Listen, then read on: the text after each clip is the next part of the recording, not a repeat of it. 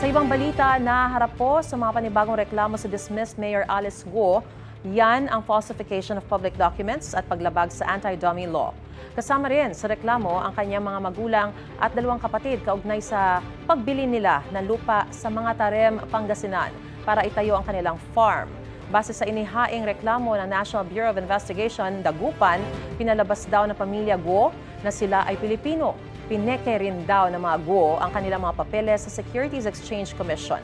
Pinag-aaralan ng NBI na paharapin ang pamilya Guo sa forfeiture case para sa kanilang mga ari-arian.